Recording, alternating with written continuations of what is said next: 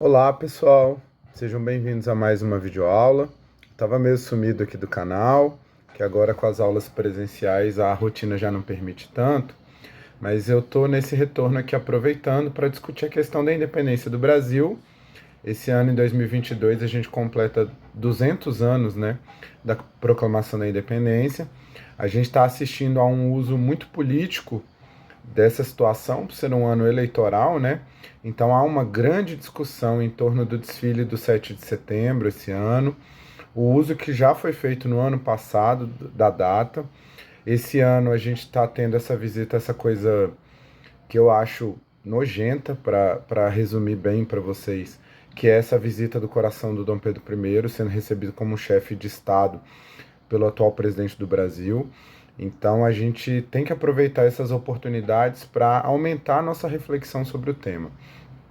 Como eu já mencionei em um outro vídeo, que eu estou disponibilizando aqui para vocês também, que é um vídeo de 2020, onde eu faço uma análise do hino, que foi produzido muito depois da independência, e também do conflito entre essa data, o símbolo dela, da independência do Brasil, o desfile militar, com a questão do grito dos excluídos. Eu acho que é importante a gente refletir que a independência do Brasil, a formação da nação brasileira, ela é um processo muito maior do que essa simples data do 7 de setembro. No próprio momento de emancipação do Brasil em relação a Portugal, o 7 de setembro não vai ser visto como uma data importante. A gente vai ter uma série de outras datas de maior visibilidade do que o grito do Ipiranga no 7 de setembro. A gente vai ter a própria coroação do Dom Pedro I, a gente vai ter a chegada dele ao Rio de Janeiro, antes da coroação. A gente vai ter outros momentos que vão ser mais celebrados e depois vai ter essa construção da importância do grito de Ipiranga, a construção do Museu do Ipiranga, que até essa é uma construção da importância de São Paulo numa centralidade desse processo. Então, a gente tem que analisar que o processo de independência do Brasil, ele já vai começar com a chegada da família real portuguesa em 1808, 14 anos antes. E se a gente for pensar na circulação do sentimento de emancipação, de autonomia em relação ao poder português, a gente pode remeter à Conjuração Mineira, em 1789, que é o mesmo ano em que acontece a Revolução Francesa, a Conjuração Baiana, que vai acontecer em 1798.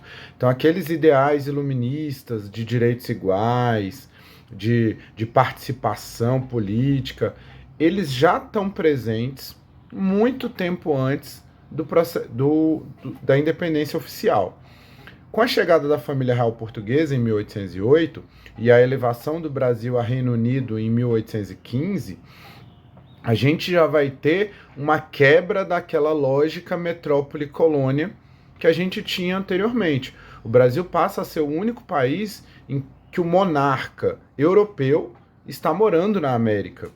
Mesmo depois da derrota do Napoleão, a família real portuguesa continua morando no Brasil. Precisa acontecer uma revolução em Portugal, a Revolução do Porto, em 1820, para que Dom João VI retorne para Portugal, mas ele ainda deixa o príncipe herdeiro no Brasil, para reforçar esse laço, já que Portugal queria devolver o Brasil à condição de colônia. Então tudo isso faz com que o processo de independência do Brasil comece muito antes de 1822. E, na verdade, ele ainda se estende por muito tempo depois de 1822, porque em algumas outras regiões do Brasil a gente vai ter guerras que vão contestar essa separação. Então a independência da Bahia, por exemplo, ela só vai se dar em junho de 1823. A gente tem um feriado na Bahia para comemorar a derrota dos portugueses em 2 de julho, em 2 de julho de 1823, que vai ser considerada a independência da Bahia, uma segunda independência, com a expulsão dessas tropas leais a Portugal. Em outras regiões ainda, como Piauí, no Maranhão, no Ceará, a gente vai ter uma resistência ainda, então a gente ainda vai demorar alguns anos para poder dizer que no território brasileiro todo essa autonomia em relação a Portugal está consolidada. E se a gente pensar que o Dom Pedro I é o herdeiro do trono de Portugal e que em 1831 ele vai renunciar ao trono brasileiro, vai para Portugal lutar contra o irmão dele para garantir a coroa para a filha dele, a gente ainda pode perceber que essa ligação entre Brasil e Portugal não está totalmente desfeita, né? Então essa independência ela ainda é muito relativa.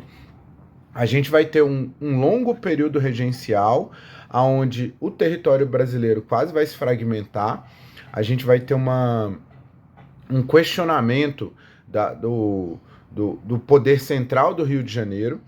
E nessa situação, ela vai culminar com o chamado golpe da maioridade e a coroação do Dom Pedro II como segundo imperador do Brasil, antes dos 18 anos, né? Isso vai acontecer quando ele tinha 15 anos ainda, mas vai acabar servindo para abafar esses conflitos regionais que estavam acontecendo dentro do território. Então a gente pode dizer mesmo que esse processo iniciado antes da independência, ele só vai estar consolidado mesmo em 1840, com a coroação do Dom Pedro II. Então, se a gente quer falar em independência do Brasil, pensar o 7 de setembro de 1822, ele é uma data que é construída para parecer para a gente que naquela data Brasil e Portugal estavam separados. Mas a gente pode remeter a 1808 e, como eu disse, até antes disso, até 1840. Então a independência do Brasil é um processo que dura pelo menos 32 anos para se consolidar, tá? Espero que vocês tenham achado interessante, pessoal, e até a próxima videoaula.